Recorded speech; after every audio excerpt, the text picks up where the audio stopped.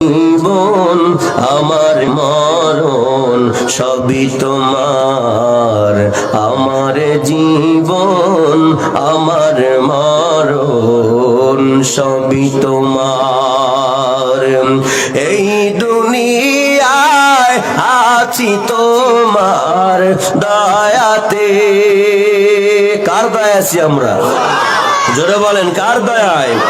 এই দুনিয়ায় আছি তোমার দয়াতে, তোমায় ছাড়া শান্তি পাই না কিছুতে, তুমি ছাড়া নেই হৃদয়ে কেউ তো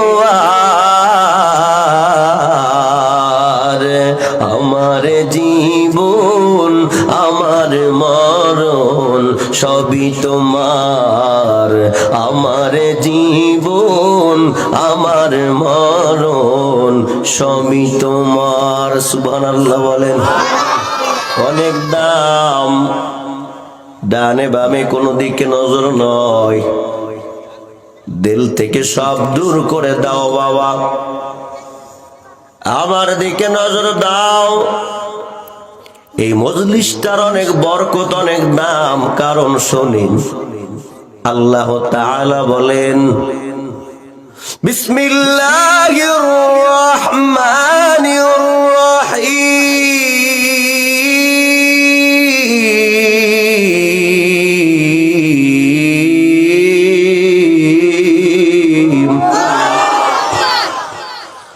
ومن أحسن قولا ممن دعا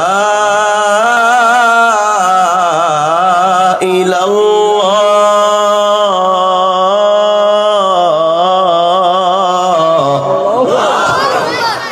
وعمل صالحا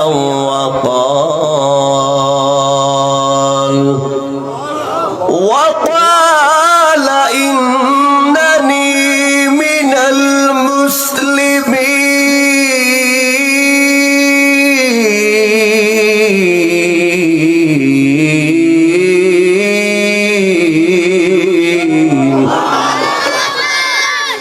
আল্লাহ তাআলা বলে, ওই ব্যক্তির চেয়ে উত্তম কথা আর কার হতে পারে যে মানুষদেরকে দাআ ইলাল্লাহ, আল্লাহর পথে ডাকে।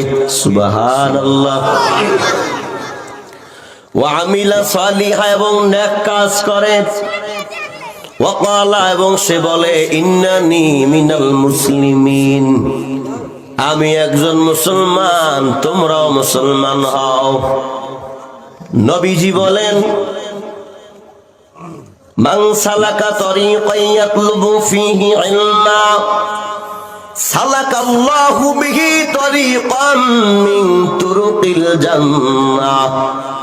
কোন বান্দা যদি ঘর থেকে রওনা হয় ইলমে দ্বীন তলব করার জন্য, যদি রাস্তা ধরে বের হয়ে যায়, আপনার নিয়ত আছে, এখানে আসছেন এই নিয়তে যে আমি যাব, উলামায়ে কেরামদের জবান থেকে বয়ান শুনবো, একটাও যদি হয় ইলম অর্জন করে আমল করার চেষ্টা করব। নবীজি বলেন, সালাকাল্লাহু বিহি তরিকাম মিন তুরুকিল জান্নাহ, আল্লাহ তাআলা ওই বান্দার জন্য জান্নাতের রাস্তাকে সহজ করে দেয়।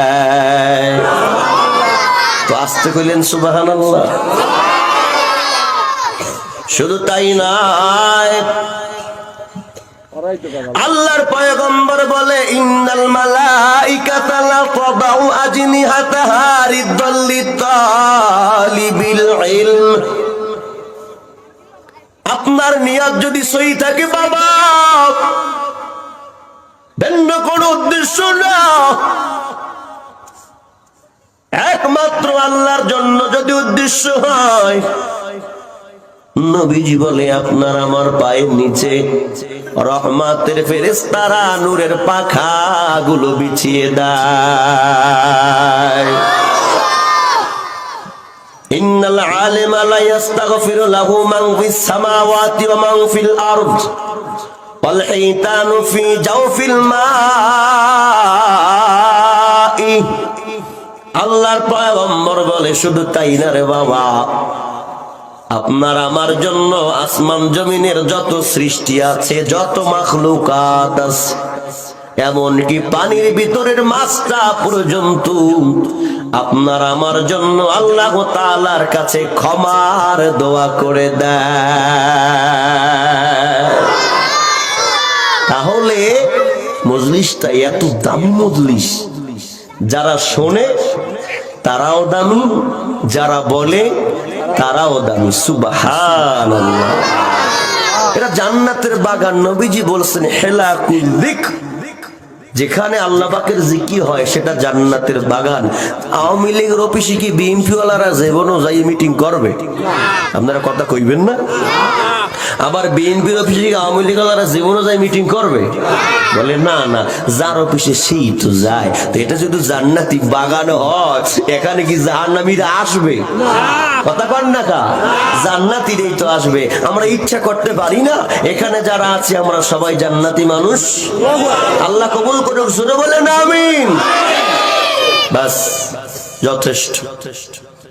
এখন আমি যে আয়াতে কারিমা তেলাওয়াত করছি এর উপরে কিছু কথা বলার নিয়ত করেছি, বলবো?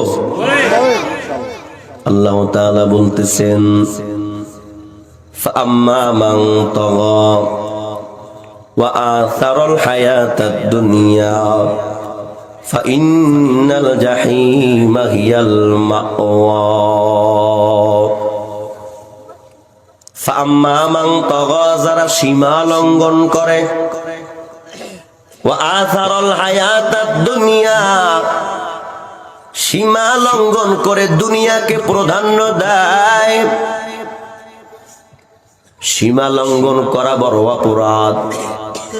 বাংলাদেশ ভারতের মাঝখানে কাঁটাতারের বেড়া সীমানা আছে না নাই? অবৈধভাবে যদি আপনি পাসপোর্ট না নিয়া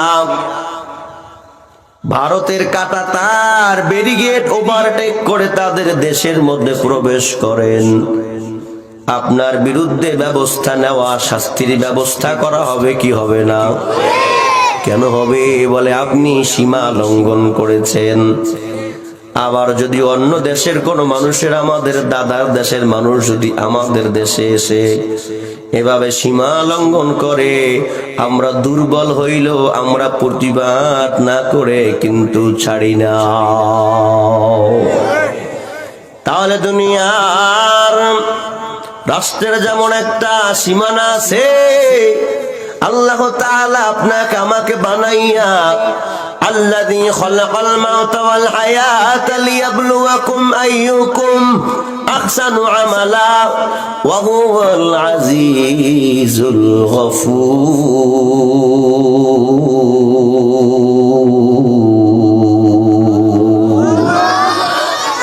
রব্বুল আলামিন আপনাকে আমাকে বানাইলেন, সৃষ্টি করলেন, দেখবেন আমাদের মধ্যে কে ভালো আমল করে আর কে বদ আমল করে। এইটা আল্লাহ তাআলা বানাইয়া দুনিয়ার জমিনে আপনাকে আমাকে আল্লাহ তাআলা একটা সীমানা দিয়ে দিছি। এই সীমানার ভিতরে থাকা লাগবে, এর বাহিরে যাওয়া যাবে না। এইটা করা যাইবে, এইটা করা যাইবে না। এই সীমা যারা লঙ্ঘন করবে, বলে সীমা কেন লঙ্ঘন করে? আসারাল হায়াতাদ দুনিয়া, দুনিয়াকে প্রাধান্য দেয়। উদাহরণস্বরূপ আমি বলতে চাই, আল্লাহ তাআলা রব্বুল আলামিন বলেন ওয়া হাল্লাল্লাহুল বায়া ওয়া হারামার রিবা।